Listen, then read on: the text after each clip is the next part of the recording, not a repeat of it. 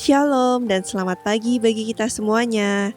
Renungan kita pada pagi ini masih membahas seri Lebih Baik Mati bagian yang keempat dengan judul Keluarnya Suatu Undang-Undang. Nah, kalau kemarin kita sudah membahas kisah dari Hananya, Misael, dan Azarya, maka hari ini kita akan membahas kisah dari Daniel. Ini adalah salah satu tokoh yang sangat terkenal.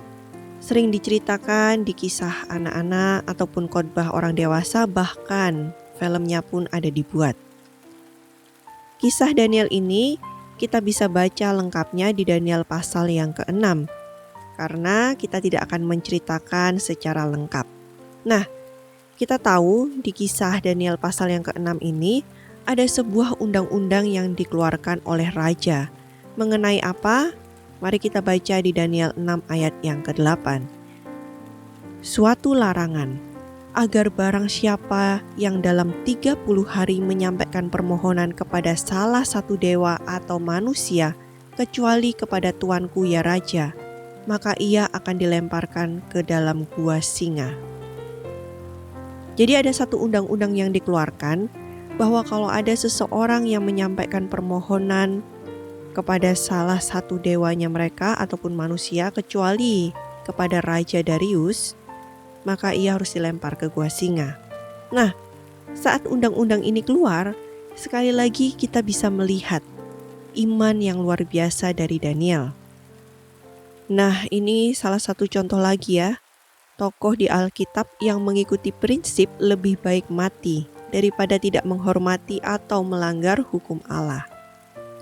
Sekarang mari kita perhatikan apa yang dilakukan Daniel saat ia mendengar undang-undang itu. Apakah Daniel menurutinya? Atau mungkin Daniel berpura-pura tidak berdoa? Nah, mari kita baca di dalam Daniel pasal yang ke-6 ayat yang ke-11. Demi didengar Daniel bahwa surat perintah itu telah dibuat, pergilah ia ke rumahnya. Dalam kamar atasnya ada tingkap-tingkap yang terbuka ke arah Yerusalem. 3 kali sehari ia berlutut, berdoa serta memuji Allahnya, seperti yang biasa dilakukannya. Coba kita perhatikan, saat Daniel mendengar perintah atau undang-undang itu, Daniel pergi ke kamarnya, dia berdoa serta memuji Allahnya seperti yang biasa ia lakukan. Dan di mana ia lakukan? Di kamarnya, di mana tingkap-tingkap itu terbuka. Ya, luar biasa bukan? Inilah iman yang seharusnya menjadi teladan kita juga, selain kisah ketiga pemuda Ibrani yang kita sudah bahas kemarin. Nah, ingatlah bahwa segala sesuatu yang tidak sesuai dengan kehendak Allah atau firman-Nya, janganlah kita turuti atau ikuti. Karena akan ada waktunya, undang-undang yang akan dikeluarkan pemerintah untuk memaksa kita melanggar hukum Allah. Pertanyaan bagi kita, apakah kita akan menurutinya? Ataukah kita akan seperti Hananya, Misael, Azarya, dan Daniel? Jawablah itu dalam hati kita masing-masing.